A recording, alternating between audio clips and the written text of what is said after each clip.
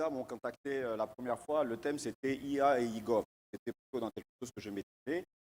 J'ai reçu le détail et on me parle de grands événements, Jeux olympiques, etc. Bon, j'avoue que ma première réaction a été perplexe parce que je n'étais pas dans ma zone de confort. Pour moi, la CAN, ça me rappelait la fraternité entre le Royaume du Maroc et la Côte d'Ivoire. Parce que pour ceux qui s'intéressent au foot, quelque part, grâce au Lion de l'Atlas, la Côte d'Ivoire a pu remporter la finale de la CAN et ajouter une étoile sur son maillot. Les Jeux olympiques de Dakar, c'est plus personnel. Ma fille, Wafa, rêve d'être sélectionnée avec l'équipe nationale de taekwondo et de participer. Donc pour moi, vous voyez, c'était plus du domaine personnel.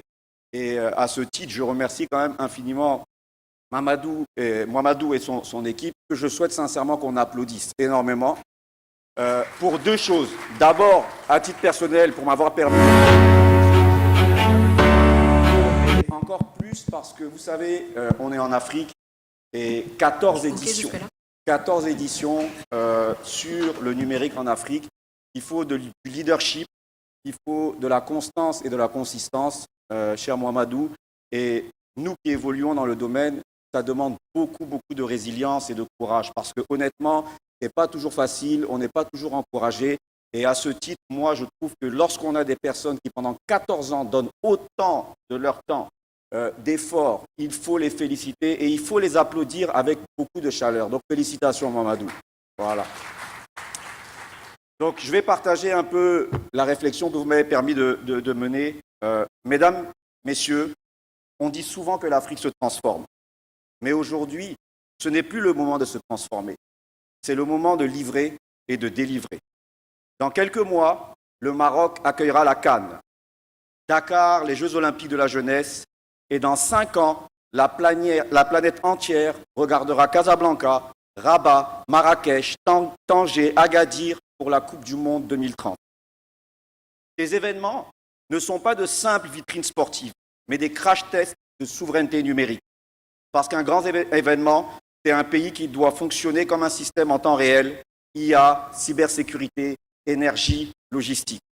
Et à ce jeu-là, soyons honnêtes, celui qui n'a ni la donnée, ni le compute, ni la coordination, ne joue tout simplement pas le même match que les autres. La vraie question aujourd'hui n'est donc plus que peut faire le numérique. Mais allons-nous continuer à en parler dans les forums? Ou allons-nous saisir ces moments pour construire, ici et maintenant, l'État plateforme africain que nous appelons de nos vœux depuis plus de 14 ans dans les ATDA? Voilà, à mon sens, le véritable enjeu des discussions que nous aurons durant ces 2 jours. Ce n'est plus un sujet d'innovation, mais bien de gouvernance, de souveraineté et de crédibilité. Bruno, olympien, et dans une deuxième vie, acteur de la technologie, l'a rappelé avec justesse il y a quelques minutes. Les JO de Paris ont illustré ce qu'est la gouvernance exécutée. Un pilotage numérique en temps réel, transversal, associant énergie, transport, cybersécurité, data, communication et sport sur une même plateforme. Chaque minute, chaque incident, chaque flux était observé, corrélé, anticipé. Un véritable prototype de gouvernance du XXIe siècle. Et c'est précisément ce modèle que l'Afrique doit s'approprier et non copier. Aujourd'hui, parce que pour la première fois, le Maroc, le Sénégal et demain d'autres nations du continent porteront les événements d'envergure mondiale sur une même année. Cette fois, nous ne sommes plus invités à la table. Nous tenons la clé du stade, la clé du cloud et surtout la clé de notre... C'est un test grandeur nature de notre capacité à aligner la technologie et la gouvernance à notre vision. Et ce test va révéler sans filtre qui exécute réellement et qui se contente encore des effets d'annonce. Organiser un grand événement, c'est créer un pays en accéléré. Bruno l'a aussi rappelé. En quelques mois, il faut bâtir ce que certains États peinent à construire en 10 ans. Une logistique fluide, une sécurité sans faille, une expérience citoyenne sans friction. C'est exactement cela, un État plateforme. Une nation qui fonctionne comme un système vivant, connecté, prévisible et réactif. Ce que certains appellent aujourd'hui le real-time government. Et les grands événements en sont le laboratoire parfait, car tout y converge. La mobilité, la santé publique, la communication, le back-office administratif, la sécurité physique, mais aussi la sécurité cyber. Ce sont les mêmes briques que celles de la transformation d'un pays que Madame la ministre a présentées, mais compressées dans le temps et soumises à une exigence absolue, le direct. Et quand en plus l'intelligence artificielle rencontre l'Internet des objets, ça devient instantané. L'IA analyse, l'IoT voit et le cloud apprend. Ensemble, ils transforment l'événement en un cerveau collectif où chaque donnée devient une décision. Pour réussir cette bascule, 3 transformations sont pourtant indispensables. 3 fondations qui feront la différence entre une vitrine numérique et une souveraineté réelle. Et si vous y prêtez attention, chacun des intervenants précédents en a parlé. D'abord, la donnée. Parce que sans données locales, il n'y a ni souveraineté, ni IA, ni gouvernance moderne. Aujourd'hui, et on l'a vu dans le slide de Madame la ministre, moins de 10% des données générées en Afrique sont stockées sur le continent.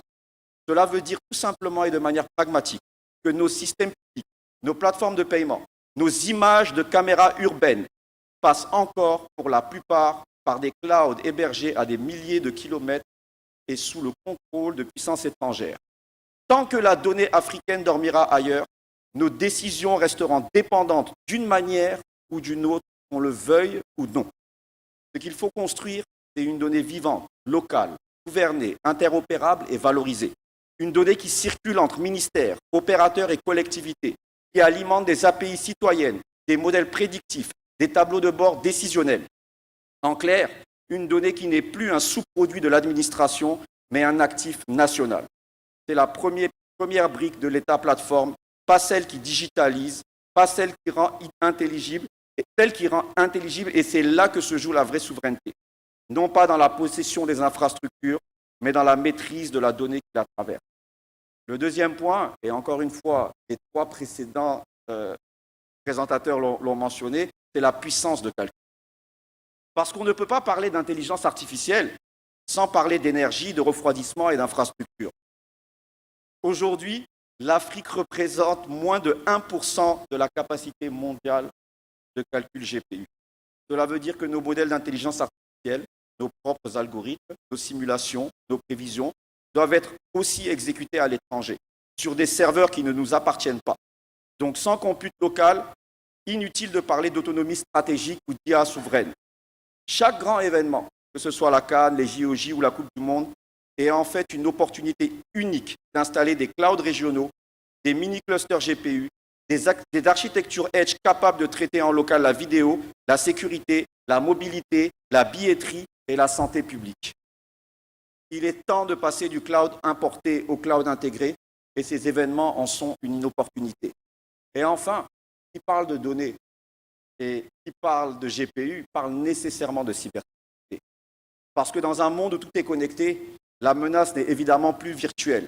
Elle est systémique, surtout avec l'avènement de l'IA. Lors des Jeux Olympiques de Paris 2024, Bruno a parlé de 55 milliards d'événements cyber qui ont été détectés en à peine 15 jours. Imaginez ce que cela représente pour un pays africain, avec des infrastructures dispersées, des ressources limitées et une coordination encore fragmentée. À ce niveau d'exposition, la cybersécurité ne peut plus être un service qu'on sous-traite, mais bien une discipline nationale, une fonction d'État à part entière, au même titre que la défense ou la diplomatie.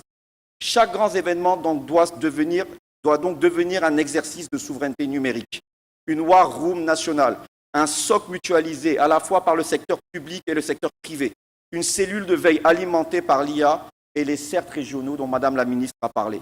Et si nous voulons montrer au monde une Afrique prête, crédible, confiante, alors il faut que la sécurité numérique devienne une compétence collective africaine, partagée, coordonnée et anticipée. Et c'est là peut-être notre plus grand test.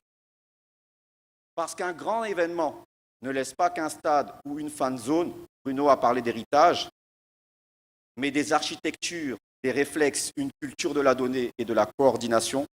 Il laisse des ingénieurs qui ont appris à collaborer avec l'État, des start-up qui ont compris comment se brancher sur des infrastructures publiques, des ministères qui ont appris à travailler ensemble en temps réel.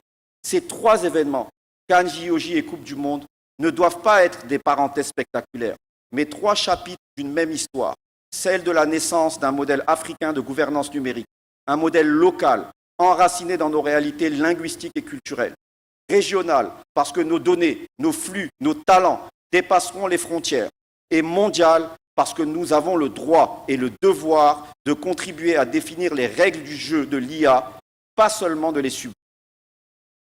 L'Afrique ne doit plus rattraper, mais prouver qu'un modèle de souveraineté numérique est possible, fondé sur la confiance, la transparence et la collaboration. Si nous le faisons ensemble, alors ces événements ne seront pas de simples compétitions sportives, mais deviendront la démonstration que l'Afrique peut, elle aussi, orchestrer la complexité du monde. C'est ainsi que nous passerons du statut de marché à celui d'acteur normatif, car la véritable souveraineté ne se joue pas uniquement dans le cloud, mais dans la régulation, dans la confiance et dans la capacité à écrire les règles. Alors oui, la question est simple. Allons-nous regarder passer ces événements comme des spectacles ou allons-nous les transformer en démonstration de souveraineté? La CAN 2025, les JOJ 2026 et la Coupe du Monde 2030 ne sont pas trois chapitres isolés, mais trois actes d'une même transformation. Trois chances de prouver que l'Afrique ne demande plus sa place sur le terrain. Elle redéfinit elle-même le jeu. Et cette fois, il ne s'agit plus de commenter le monde, mais de le construire. L'Afrique est prête. Sa jeunesse est debout.